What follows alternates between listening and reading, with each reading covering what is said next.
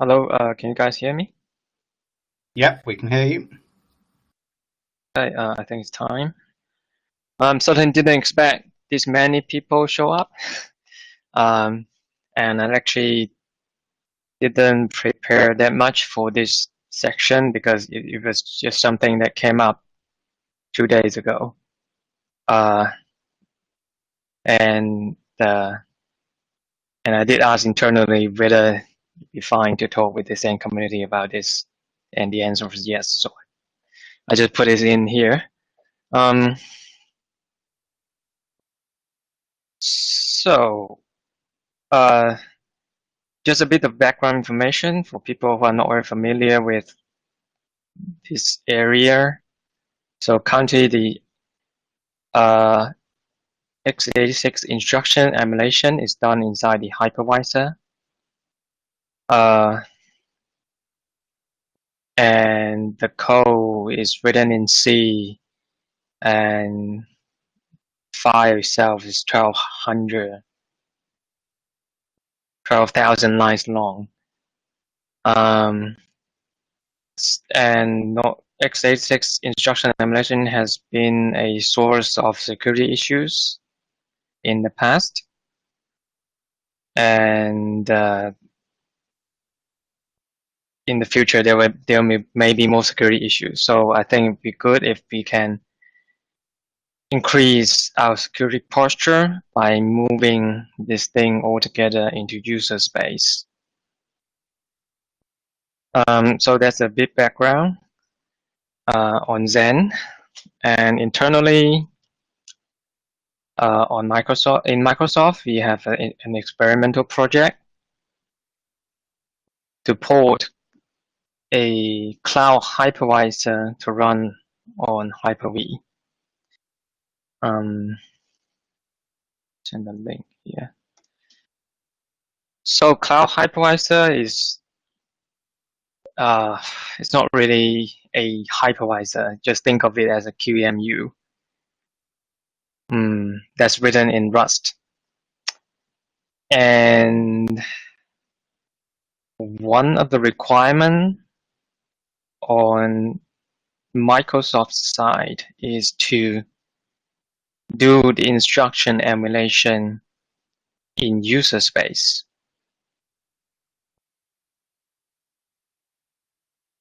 As an interjection, do you strictly mean in user space, or do you mean outside of the main hypervisor context? Because In those user are two space, subtly different things. In user space within the emulator. Okay, so you're specifically trying to move instruction emulation down beside the device emulation. Yes, that's right. And also on the KVM side, there's a patch series to actually disable in-kernel x86 instruction emulation. I believe they are looking into that sort of thing as well. So I'm basically just wondering, what do people think about doing this in a Zen system? So I have a few opinions and ideas here. First of all, I do not think it is possible, even in things like a second generation VM and other situations, for you to get rid of emulation completely. There is just too much stuff that the hardware does not do for you on VMexit. Everything to do with checking that a single step gets delivered properly at the end of an instruction. At the moment, there's a huge swathe of bugs in hypervisors because hardware doesn't do that automatically for you, and then the behavior changes depending on whether you take a straight intercept into the hypervisor or take an instruction emulation path. In particular, for Zen, we've discussed this at previous summits. I was looking to attempt to unify the intercept handling and the emulation handling. So they both had a common tail for doing interrupt injection, exception handling, and all of that. That is required to fix some bugs in introspection and generally providing architectural behavior to the guest when it hits a CPU ID instruction, for example. I don't think things like that can ever be taken out. What if when you hit a CPU ID instruction, you also pass that VM exit back to user space, and that user space handle it? It doesn't have to be done inside the hypervisor, not all the logic, right? Well, that depends on your model. When you've got introspection enabled in Zen, that's exactly what happens. We take the CPU ID trap, we pass it to user space, and user space goes and does stuff with it. Yep. However, there are enough cases that you need to get right in the state, and you can either have one single piece of logic doing that correctly in the hypervisor, or you can require everyone else to rewrite it. And the bug we have in Zen at the moment is that it behaves differently depending on whether you take the intercept path or the emulation path. And that there are practical things like you will take a VM entry failure if you do not get this right, and we've had security issues based on that in the past. Right, but it's not really an all or nothing approach. If has to be some part that's done inside the hypervisor, well, so be it. Well, so then, the other thing you get to is the straight up performance reasons for doing it. I totally accept that there will be people who want to reduce emulation for security boundary reasons, and I think there are things we could do to generally reduce that.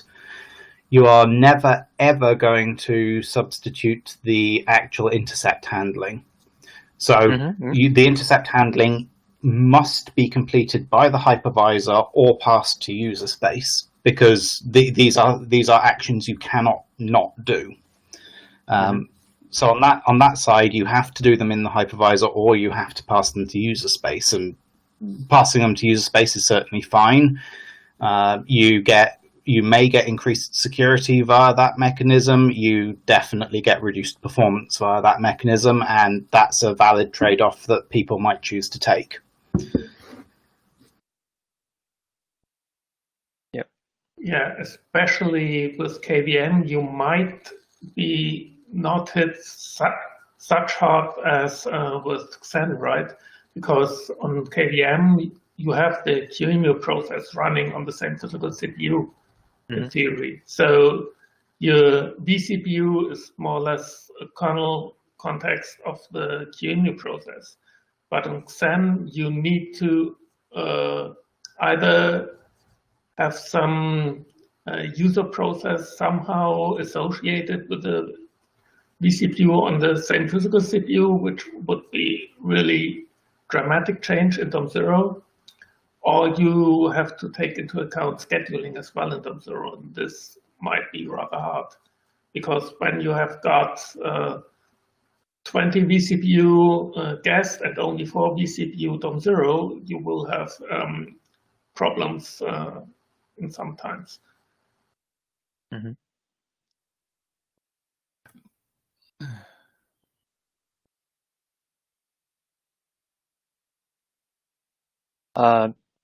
So I guess the other question is, what kind of emulations do we expect to see? Of course, on this scale, you've got introspection on one side, where we can emulate any arbitrary instruction that happens to have a memory operand hitting a protected memory region. all the way to instructions running on no execute pages because they're being tracked by the introspection agent. So for introspection, we need the support for all instructions. And bear in mind, when we say x86 emulate in this case, for the FPU operations, what we actually mean is decode and replay.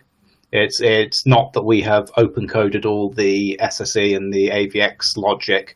All we do is we decode the instructions and pull operands out of memory, replay them against a local buffer. So it's not like we have a massive quantity of written C implementing instructions that the processor supports. Go ahead. Yeah, the problem is, I think this would be an all or nothing, right? So either for everyone, emulation in userland, or for nobody. So PD domains, for example, have some parts where they, in boot phase, where they might write to page tables with native instructions. And this is deadly with emulation, so the boot times will explode. Mm-hmm. And even more for PD.0, there is no user mode at this time. So you need to have in hypervisor emulation when you want to support any kind of PD domain, in my opinion. Yeah, the PV emulation is never going away. Page tables are a good example, but fundamentally you can change the PV guest not to do that. You can't, for example, change the PV guest not to use in or out instructions. So we actually get rather more interesting emulation via the GP fault path than the page fault path.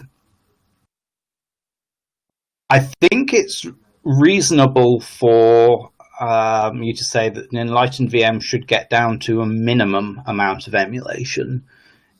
These days, where you've got X2 APIC available, possibly sped up in hardware, and you're not doing anything interesting introspection-wise, it might be reasonable to get to the point of saying we do not expect any general-purpose MMIO traps, for example. And also consider, well, I know Zen emphasize heavily on traditional kind of VMs, like the operating system can do anything or everything that it sees fit. But if you consider, say, if you just want a VM for isolation for compute, and you somehow have a high confidence that the kernel or what the kernel, guest kernel will do and will not do, you don't actually need that many instruction emulation paths inside the hypervisor at all.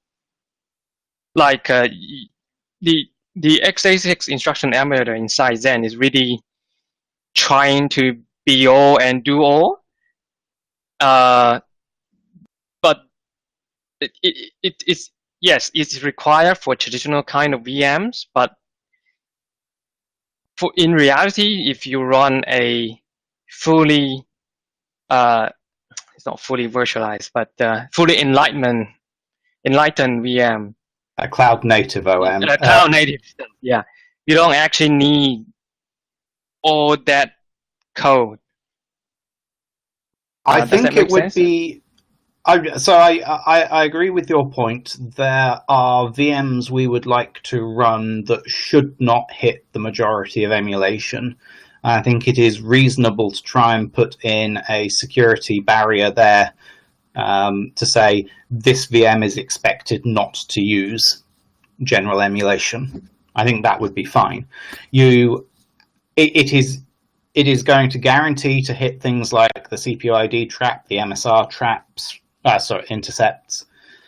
So the bare minimum to make that work is going to be necessary, again, whether it's handled in the hypervisor or handled off in user space elsewhere.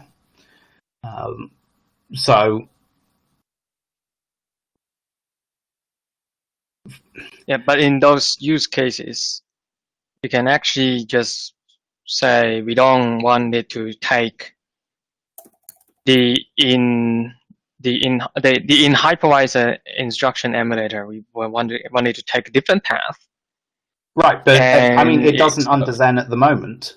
Yeah, and then Zen would expose a different kinds of VM exit that would provide enough information for the user space to do things with it.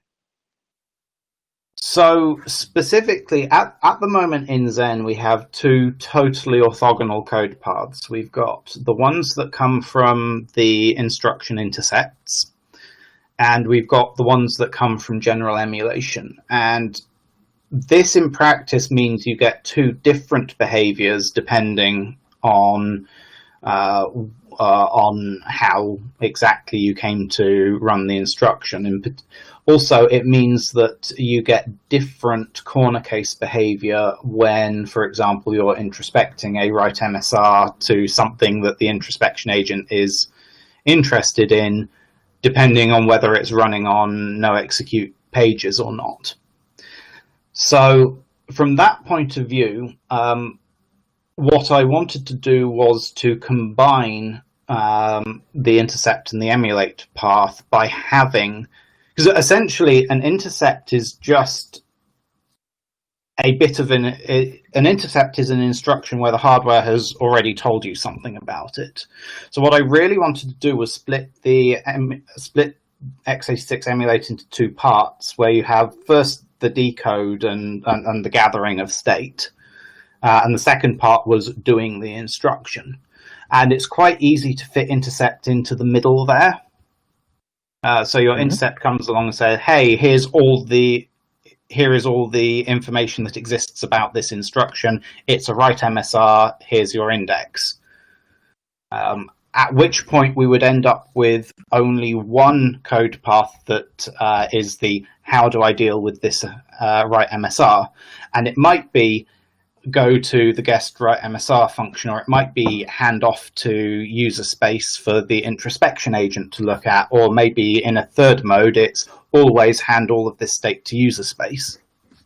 But then you get to the end of the instruction that says, right, I have now completed, there was no fault, I move EIP forwards, I check for pending single step, I check for interrupt injection on return to guest. Because the thing is, you're going to take VM exits for things that are not related to guest instructions, and you still need to do things like single step pending checks and interrupt injection at that point. So even for things that are not an instruction emulation, you still have to do these final stage activities. And the problem Zen has at the moment is that the way we go about doing those depends on how you got to that path, which is why I'm trying to unify all of them. Yeah, I think that would definitely be a good idea. I mean, regardless whether we want to move the instruction emulation into user space or not. Yeah. So I guess the question would actually go out to people of a more introspection point of view. Is it something we think we could extend the Introspection API with? Because that's already got an interface where we pass most of the general purpose registers and some other decoded information about what's going on. So it's an interface that already looks rather like something we would use to pass details into user space.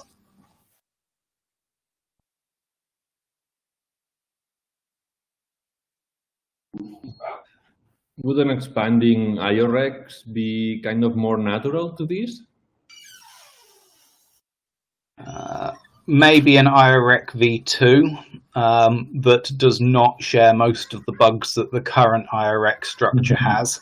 But in theory, yes. Yeah, we will have to come up with a new structure somehow, because MSRs, as far as I know, are not forwarded to the emulator anyway. So we would have to come up with something new anyway. Well, no, at the moment, all MSRs are handled in the hypervisor, but they may be forwarded to the VMI introspection, so that there's a hook for introspection to say, hey, tell me about this MSR. And there's even the bitmap of MSRs the introspection agent is interested in to prevent forwarding most of them.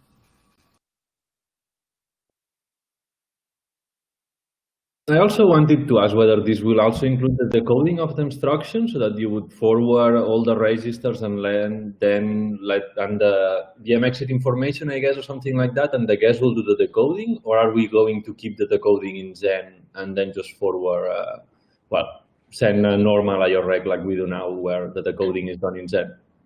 So at least on the things I work on, you need to do the decoding ourselves. So inside user space. But yeah. Anyway, never mind.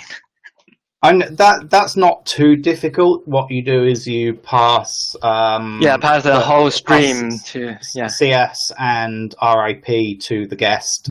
You also need to pass the segment cache, which you get out of the VMCS and VMCB, and that gives user space enough information to know where to look in the guest to read to read the instruction stream. So then this emulator in user space will have access to the whole guest memory anyway. Will need to be yes. Yeah, it will have to. Right. There's no way it can not. Yeah. And in terms of experiments, so it actually only takes it takes emulating a few instructions to boot Linux and Windows with this model, like all the move instructions. That's provided all the guests are enlightened. So I know that Bromium have done a lot of work in this area, and they did a slightly different model. They came to the conclusion that for performance, you really need to have MOV emulated in the hypervisor, but most other instructions can be emulated as a series of MOV instructions. So what they actually do is hide a little bit of hypervisor logic inside guest context. So anytime you take an exit and have a complicated thing to emulate, it actually re-enters guest context. It's an SMM-like thing, but it's rather better hidden and not standards compliant at all. And what they do is they redirect to that bit of logic which does the instruction decode and emulate inside guest context, and just issues a subset of MOV instructions, each of which then is quite simple and easy to do in the hypervisor. So that was a trade-off between moving most of the emulation out but retaining the bits they actually needed for performance reasons.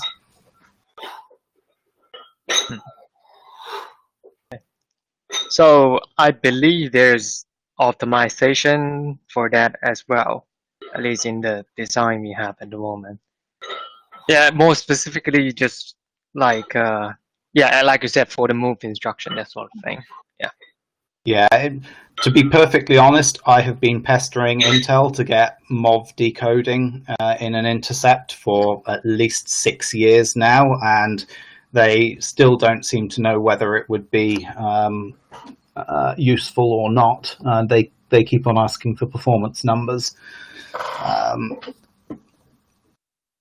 It would frankly help massively to hypervisors if plain MOV instructions could be decoded like the VMX instructions are, for example, and have the hardware VM exit pass you the information about which is the source operand, which is the destination operand.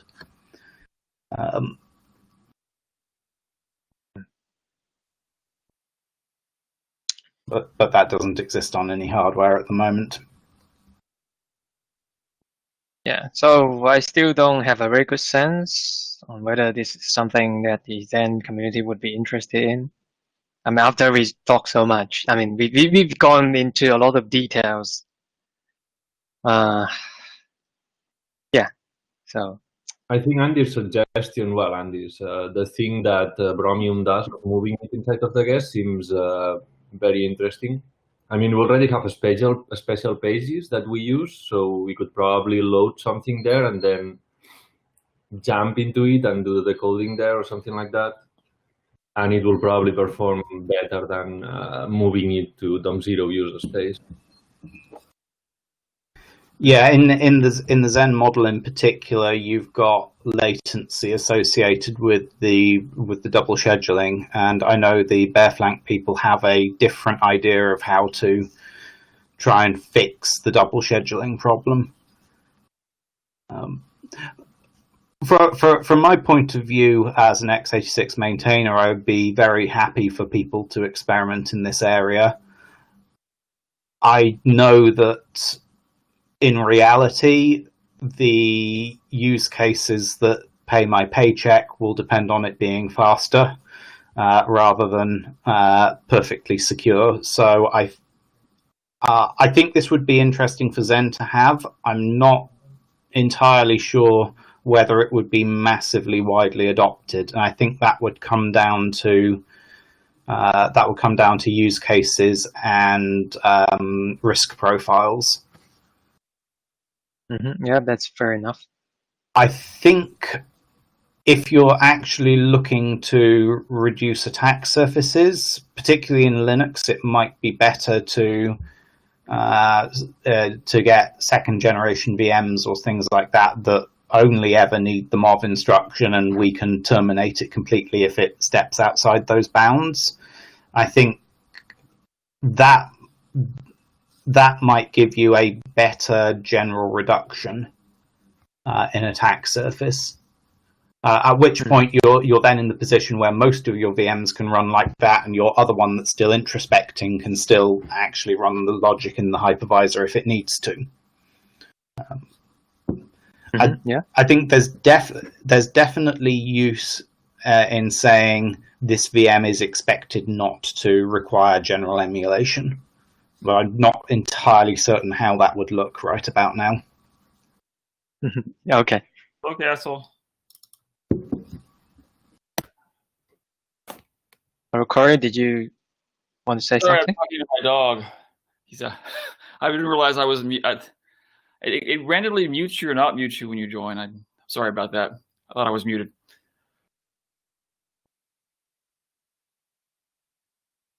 And do we have any other people from some of the more security focused areas, cubes of OpenXT or derivatives thereof? I know cubes in the past have expressed an interest in not having any emulation, but that unfortunately led to a security issue. Wait, okay. The reason PVH guests have an option for not emulating the local APIC was because of a blind wish to get rid of all emulation, except that doesn't work with how hardware behaves with the task priority. I see. So I thought you were talking about x86 instruction emulation. Okay. Well, I mean, the point there was to get rid of, was to stop the use of the emulator, because it's an MMIO window. Therefore, we have to do general emulation to access it. That's the other thing. Emulation is quite ambiguous. As far as I'm concerned, you are never ever taking LAPIC emulation out of the hypervisor, because it has been a standard in x86 CPUs for 30 odd years. Yes, that's right. Yeah.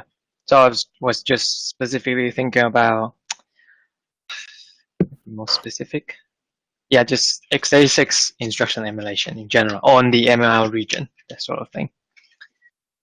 But yeah, this still not trying to do the do it all kind of stuff. I certainly don't want to move everything out of the hypervisor. Like you said, there has to be at least some portion inside of it, either for architectural correctness or for performance reasons. But there could be other use cases that in which performance is not that important. So from a Fidelis standpoint, and by extension OpenXT to some degree, emulation is of concern. I know from my perspective, there's other areas I'm more focused on getting resolved in terms of security than the emulation. We are, I've been briefed on the Bromium approach, which Andrew just briefed here. And that one actually is very interesting because it keeps the emulation inside the context of the guest in which that operation is being interpreted for. Mm-hmm. Yeah, that's really an interesting approach. Yeah. And in particular, an approach like that doesn't require you to have some extra thing running in DOM0 to make it happen, and that's an advantage in some use cases. And of course, I realize it's not helpful for this specific topic that you raised, where you need everything together for Cloud Hypervisor, but it is certainly one approach. I certainly think it would be good if Zen could have the option of rejecting general emulation on a per guest basis. Okay. Yeah.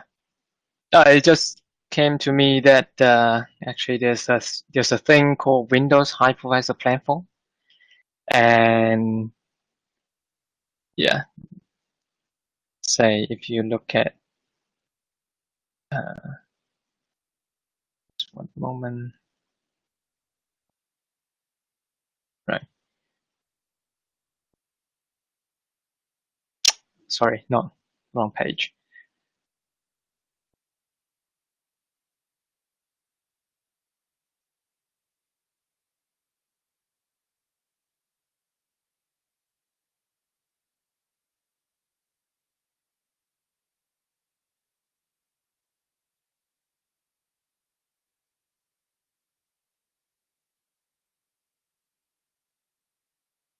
Yeah, so if you look at the page, this is basically what Microsoft does today, at least on Windows.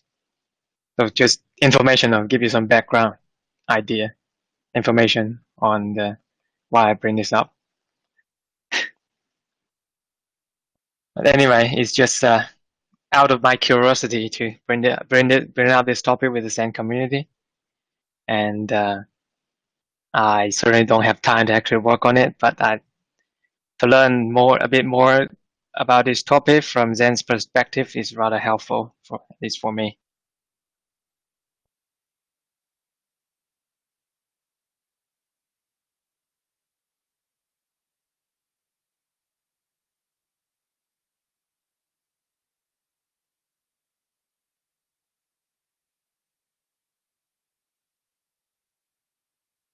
For the more security-focused people, would getting to a point where only MOV emulation exists be something that people would generally be interested in?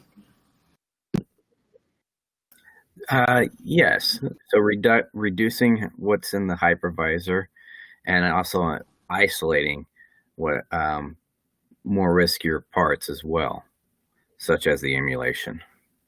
And bear in mind that even with just MOV emulation, you've still got to have the entirety of the segmentation logic and the entirety of the page table logic still there and working, because you're still working under virtual addresses rather than physical addresses.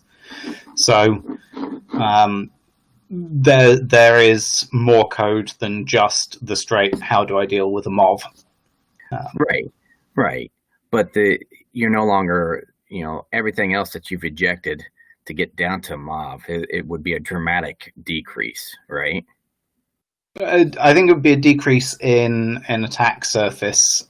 Exactly. I'm not certain how much of a decrease in total code volume it would be. Right. So the potential of bug is still there. The potential of how much is exposed to the gas decreases. So on the subject of security vulnerabilities, it is certainly true that we have had issues in the past. However, I'm not aware of us having had a security vulnerability in the emulator since we actually put together a working AFL harness for it. Now, talking of, I should run that before 4.14 gets out of the door.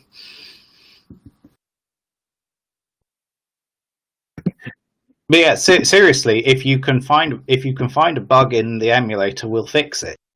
It's just we tacitly think we've found all of them at the moment, or at least fuzzing seems to indicate that we don't have anything lurking. To the degree that the assumptions you made with the fuzzer. You are the fuzz harness is in the tree. You can go and look at it and see if you agree with some of the changes we made. Well, we didn't make any changes to the instruction emulator. Whether there are different ways you'd go about fuzzing it. I mean, I think the question is because the fuzz harness fundamentally can only detect crashes when running in Ring 3, and so there may be other kinds of security issues other kinds of attacks that behavior that could lead to an attack that the fuzzer is not detecting. I think that's the idea.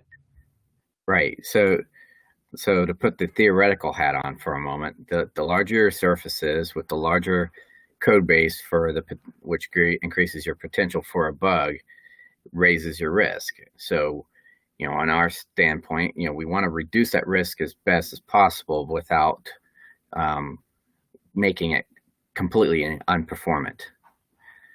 So if we can reduce the attack surface or reduce the exposure to the guest, we may not be able to reduce how much code is there and thus the potential for a bug, but we can at least reduce the chances of a guest being able to get to that bug.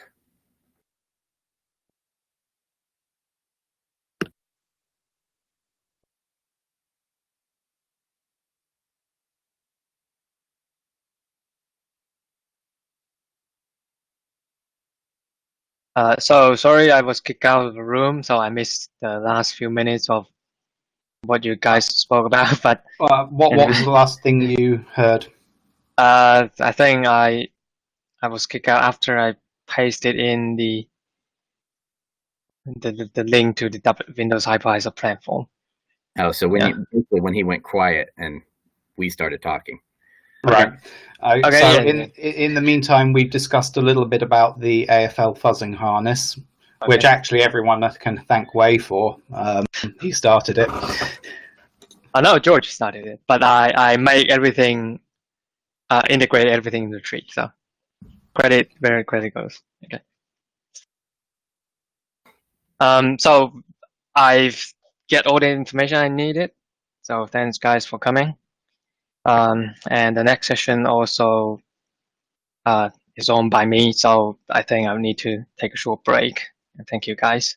Yeah, we've got 6 minutes, I think, now on the next session, and it's also in this room. Okay. All right. Thank you, Wei, for starting this conversation. You're welcome. Thank you.